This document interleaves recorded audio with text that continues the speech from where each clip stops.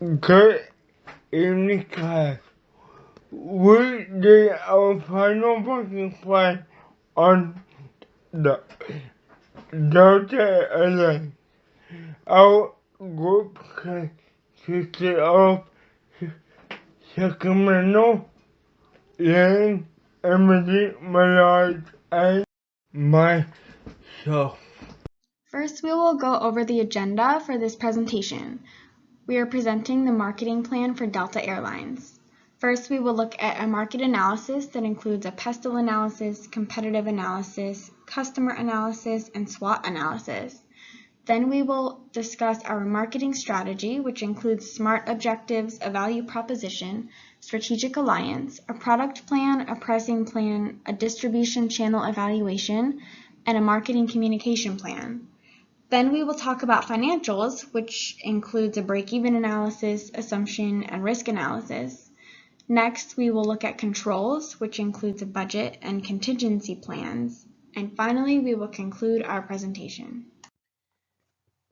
The political factors that are affecting the industry are the COVID-19 pandemic, and as a result of the pandemic, the travel ban.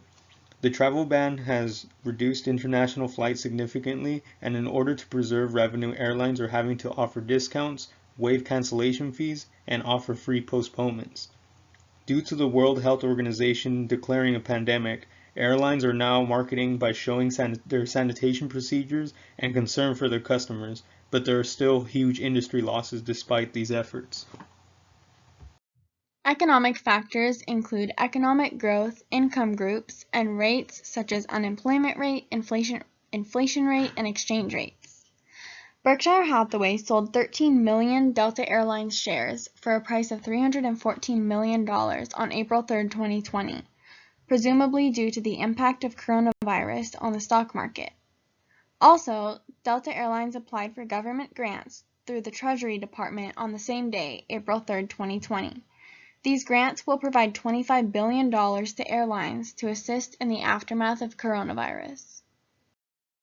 Sociocultural factors include population growth rates, age groups, cultural norms, and attitudes toward health, careers, safety, and lifestyle.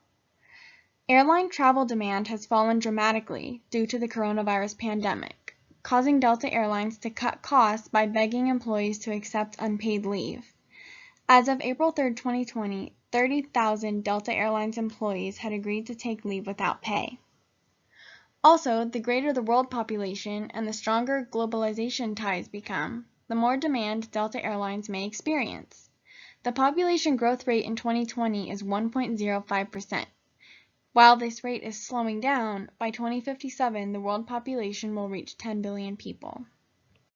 Technology has continually changed and has been incorporated in the way airlines conduct their business. This change is due to younger generations' heavy usage of mobile devices and the internet.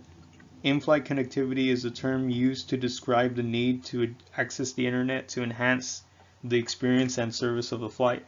With the implementation of more technology to enhance the experience of flights, air traffic is expected to increase dramatically, which will require airlines to build planes that have a better capacity and IFC capability. Other technologies set to impact the industry are biofuel and self-flying planes, as well as incorporating biometrics or boarding procedures, which will help airlines save money and meet society's expectations.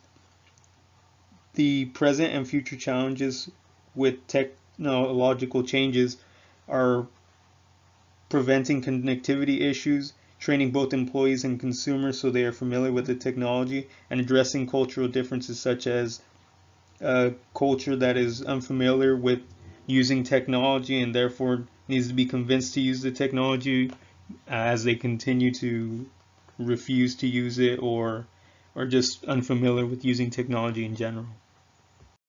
The environmental factors affecting the airline industry are corporate social responsibility, CSR, and environmental regulations.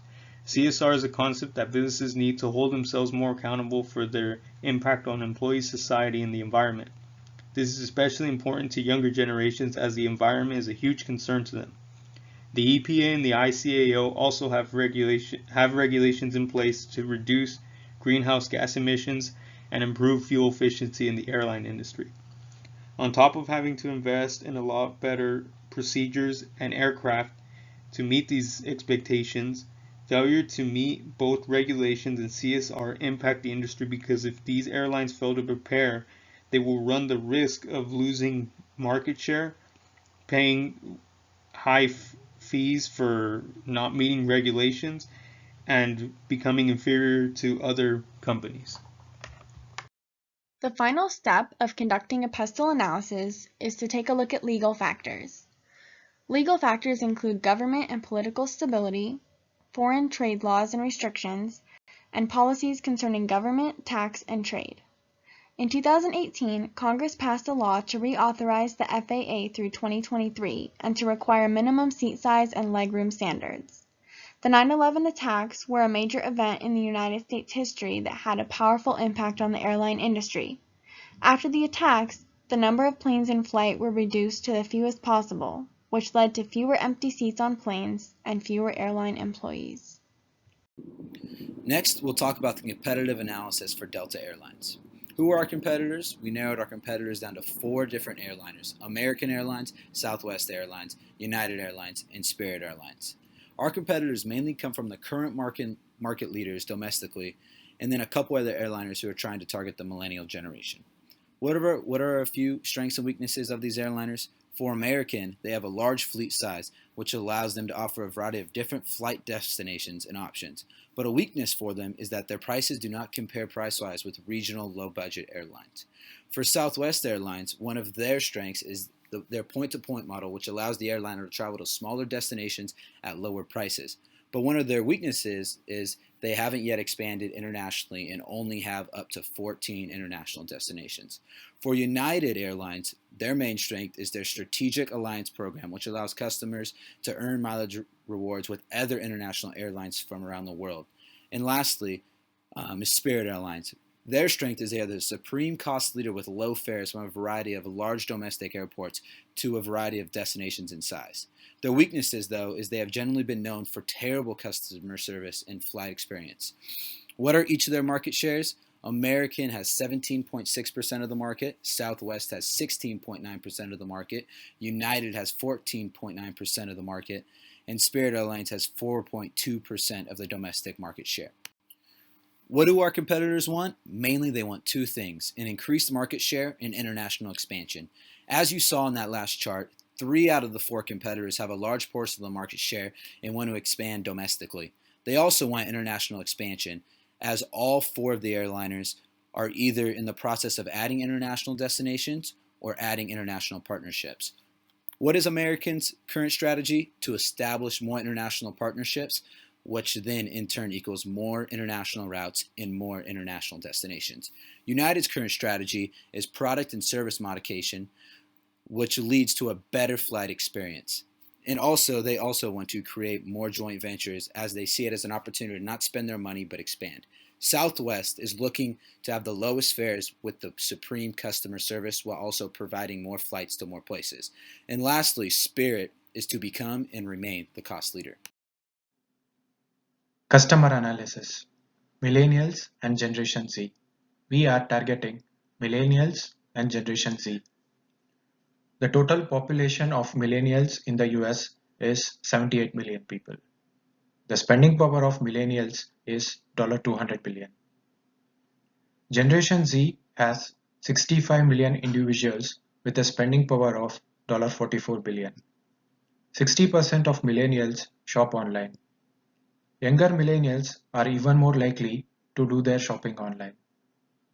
Generation Z is even more tech savvy and grew up with technology. Generation Z is also the first digitally native generation and does not distinguish between online and offline channels. Next is the SWOT analysis for Delta Airlines. After doing research on Delta Airlines and its competitors, we determined that Delta's strengths are that they have unrivaled customer service, they have a relatively large fleet, around 913 planes, in hubs all over the United States, and they have established international joint ventures and partnerships, which allow them to expand internationally without spending their capital. Their weaknesses, though, is that same reliance on international partnerships, which limits their full control outside of their domestic market. Also, their hub and spoke model they currently use for their flights can lead to undermanned planes. Their opportunities is to use technology to not only improve customer service, but to improve the flight experience, whether that be pre-flight or during the flight. And also, they can improve their customers' perception of the company through humanitarian and crisis help efforts through this pandemic, maybe by flying nurses or medical personnel for free or something along those lines. Their threats, though, are the current travel restrictions due to COVID-19, the economic downturn, such as the one that is currently being displayed, and lastly, a global disaster, such as the COVID-19 pandemic, where travel is currently down 96% from a year ago. Now we'll talk about the recommended marketing strategy for Delta Airlines. First, the SMART objective. Our strategic SMART objective at Delta Airlines is to raise our domestic market share by 3% while expanding internationally by the end of 5 years, which we will accomplish by targeting the millennial segment of travelers. We plan to accomplish this through marketing to millennials and also improving our customer service and technology. Our value proposition is that Delta Airlines is the premier choice for air travel, whether it be for vacation, work, or a visit to the family. Delta Airlines is remaking the flying experience starting by a frictionless pre-flight process, starting from when you booked your ticket to the moment wheels touch down at your destination. And then our two strategic alternatives. The first strategic alternative would be to scale back our international expansion efforts, and our second strategic alternative would be to switch our main target segment to older generations, such as the boomers generation. Now we will look at the product plan. Delta Airlines product is classified as a service, which is inherently intangible, perishable, inseparable, and variable. Services typically require a higher level of control, supplier credibility, and adaptability when compared with durable and non-durable goods, according to Kotler. The 5 product levels are core benefits, basic products, expected products, augmented products, and potential products. The core benefit of Delta Airlines is the ability to travel to a desired location. The basic product is a seat, a bathroom, and a flight. Expected product is a comfortable seat, a clean bathroom, and a safe and timely flight to the correct location. The augmented product are friendly flight attendants, early boarding options, upgraded flights with no extra charge, extra legroom, and free Wi-Fi. And potential products include all of the augmented products as well as any feature changes, such as private flights. The 4 stages of a product lifecycle are the introduction stage, growth, maturity, and the decline stage. It is difficult to tell which stage best describes Delta Airlines right now due to the current impact of coronavirus. As far as new product development, Delta Airlines is an established business, so it focuses on incremental innovations. Now, I'll talk about the recommended pricing plan for Delta Airlines. What is our pricing objective? It would be maximum market share. As a portion of the travelers are millennials or Gen Zs, that gives Delta Airlines the perfect opportunity to set prices at which those customers value and capitalize by earning a higher market share. What is our recommended pricing method? It would be to use a mix between target return pricing and perceived value pricing. The main reason just being because the mix of the two methods satisfy Delta Airlines' need while also being able to stay flexible through times like now.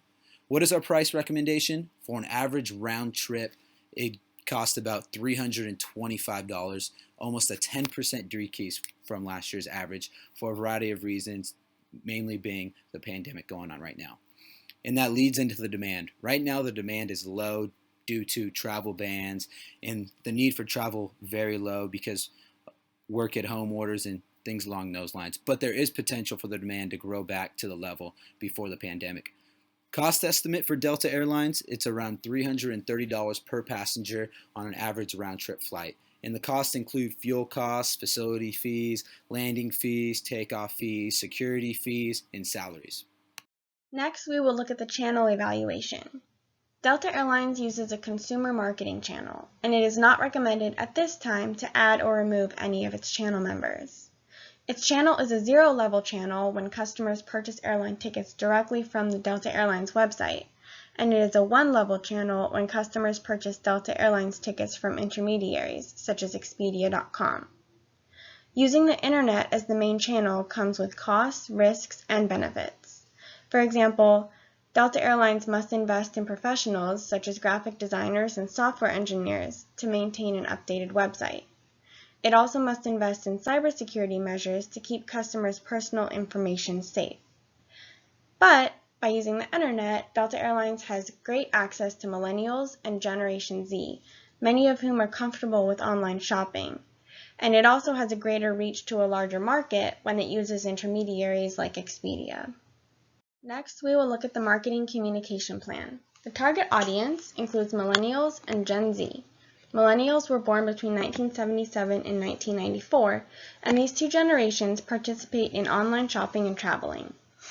Our communications objective is to directly inform millennials and Gen Z that Delta Airlines will exceed their travel by air expectations.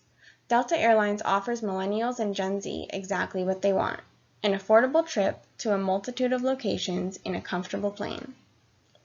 Our recommended ranking of the 8 marketing communication elements are as follows: online and social media marketing, mobile marketing, public relations and publicity, advertising, sales promotion, direct and database marketing, events and experiences, and personal selling. Millennials and Gen Z tend to be online and on social media platforms, so this is the top communication element that will be used to communicate this message. Moving on, let's look at the financials of Delta. Coming to the break-even analysis, the break-even factor for the airline industry is calculated by the load factor. The load factor for an airline is calculated by dividing the total number of passengers by the total number of seats for all planes operated by the airline. The break-even load factor for Delta is 74.2%. This means 74.2% of Delta's overall seats on the airplanes must be occupied during a period, say a day, a month, a quarter, or a year, for Delta to break even. The break-even revenue for Delta is about $32,000 per mile. Coming to the assumptions, the financial figures corresponding to the balance sheet, income statement, and statement of cash flows were obtained from Delta website directly. The break-even concept was applied from the view of the standard economics concept. Risk analysis. The only uncertain variable affecting Delta right now is the COVID-2019 virus. The optimistic approach would be assuming a drug is discovered or invented to treat COVID-2019 soon. In this case, the economy and the industries will see a rapid V-shaped recovery. V-shaped recovery, as the alphabet V indicates, refers to a sharp fall and a sharp increase in an entity. In this case, if a drug is discovered, people will return to work, self-isolation will end, economic activity will increase, and the airline industry and economy in general will recover rapidly. The most likely scenario is relief from the virus during the summer months of 2020. With this case, the airline industry and the economy in general will witness a gradual U-shaped recovery. A U-shaped recovery, as the letter U indicates, has a wider bottom between a fall and an eventual rise. This means it will take more time for the economy and the airline industry to recover. The most pessimistic and unfortunate outcome will be if the pandemic numbers start to rise again. This means more mortality rates, higher economic inactivity, a probable multi-year recession, and people fighting to survive. In order to carry out this plan, Delta would need to purchase a marketing dashboard to collect data, monitor progress, and allow the marketing team to collaborate with each other. Delta would focus on marketing through social media or the internet using banner ads and short videos. And these ads or short videos would advertise things that appeal to younger generations, such as Delta addressing corporate social responsibility. Delta must consider the cost of online ads, which are about $1.72 per click or $7.92 per 1,000 impressions.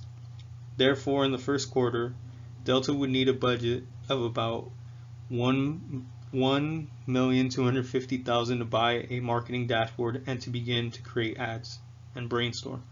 Following quarters would need around $450,000 to use towards creating and paying for the current ads. And with this plan, Delta should expect to grow 0.15% market share each quarter to grow by 3% in 5 years in the domestic market. To measure customer satisfaction, Delta should consider using a 7-point Likert scale and ask customers for feedback on the advertisements, especially when a purchase was made as a direct result of the new advertisements. Delta should ask a variety of questions based on different categories and include an option for specific feedback. To entice some customers to take the survey, Delta should offer a small discount. Delta should also aim to address any categories regarding the flight and or advertisements that scored under 5.5 out of 7 using the Likert scale, and Delta will use the specific feedback given by customers for the ads or services to brainstorm and solve the problem. Delta will also use the marketing dashboard to collect and monitor the data, and as the marketing dashboard will help foster collaboration and see other marketers' progress, and it will help them make changes to advertisements instantly. If the plan continually underperforms, then Delta should consider reducing the budget and shifting the focus of ads to other concerns. With less resources, Delta should only use a few ads and edit them to meet standards and be more selective of when to incorporate them. For example, Delta should use the data they collect from the dashboard to know which time and sites are best to incorporate the ads in, and should only consider sites where 70% or more of the users are millennials or Generation Z.